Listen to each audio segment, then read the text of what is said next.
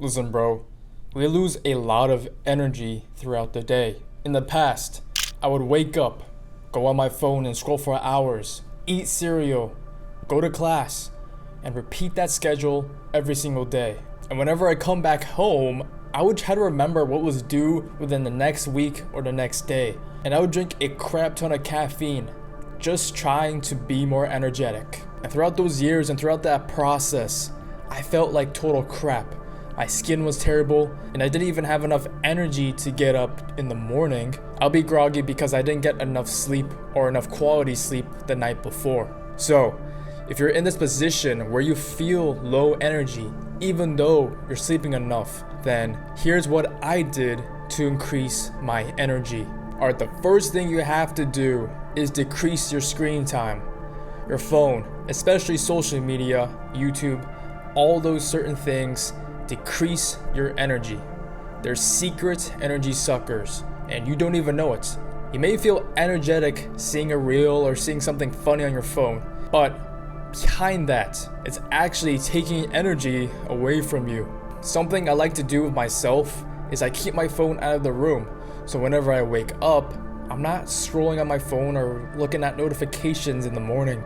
And a good rule that I like to do is to not look at my phone for the first 2 hours of the day.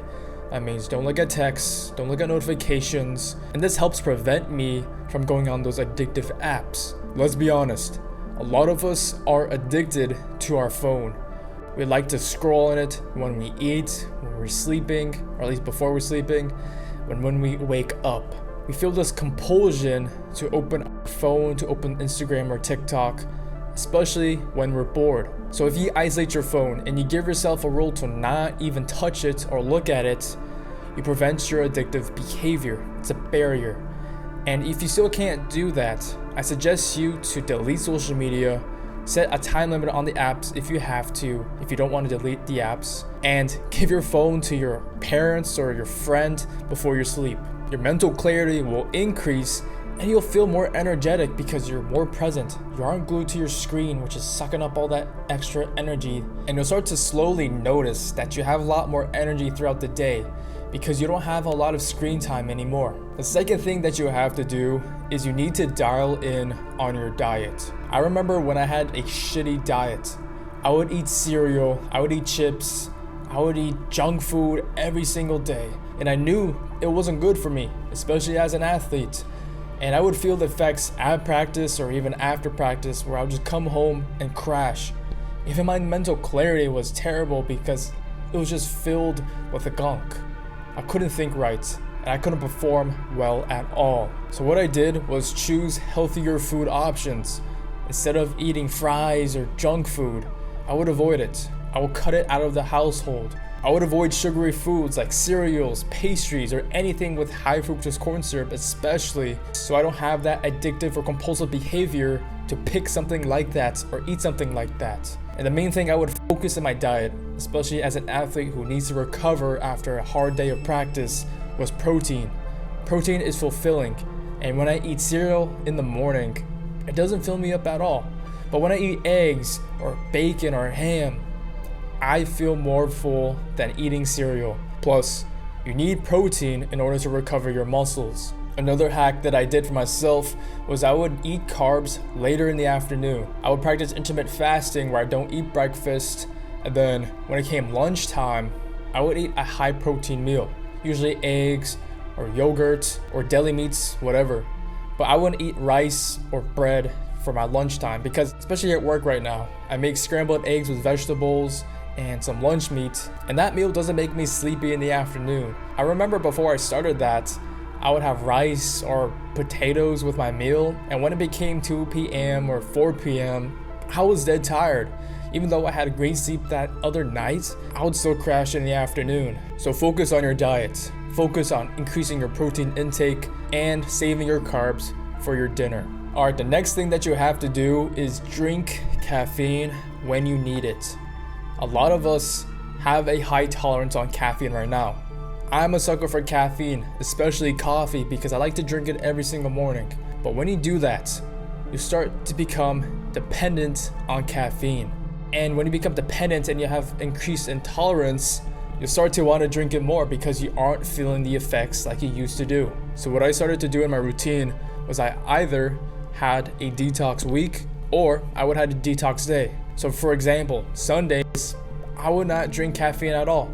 That was my reset day, so when it became Monday or the next week, I would feel more of the effects of caffeine because I had more time for my tolerance to decrease. A week of detox is definitely more effective than a day, but you can try whatever works for you. Another hack that I follow for caffeine is that I drink it after 1.5 hours upon waking, which I know that sounds confusing, but basically I drink caffeine.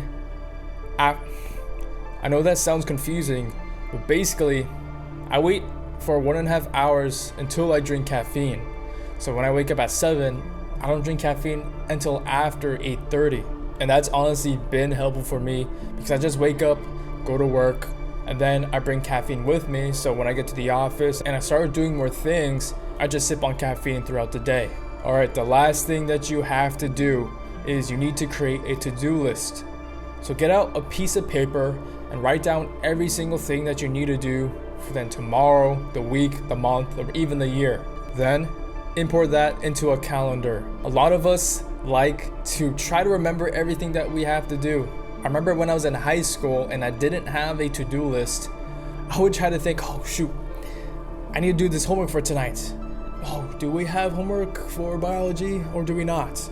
It was hard to keep track of everything. So throughout the school day, I would try to repeat to myself, oh, I have that assignment to do tomorrow. Remember to do that. Remember to do that. And I'll start to stress myself because I keep reminding myself I have a crap ton of assignments that I need to do. So a hack that I made for myself was I started to write a to-do list. I know a lot of people mention to-do lists, so I started to do it myself. And that has helped me decrease my stress and didn't have to worry about what I had to do. And that saved me a lot of mental energy. When you have a calendar of tasks that you can see that when are due for the next day or the month or the year, it helps you plan out what to do in the days ahead of it. So when you see a task that's due next week, my sudden impulse is to do it now. So I don't procrastinate it and have high stress the night before where I'm just rushing through the work and decreasing its quality. It's also impossible for humans, especially me, because I have bad memory, to remember everything I need to do.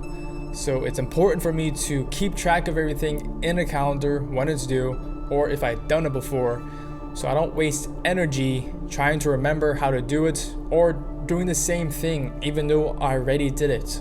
So get rid of your phone, dial in on your diet, drink caffeine as an extra energy boost when you need it, and create a to-do list so you remember what to do. Alright bro, thank you for watching. If you haven't already, watch last video right here.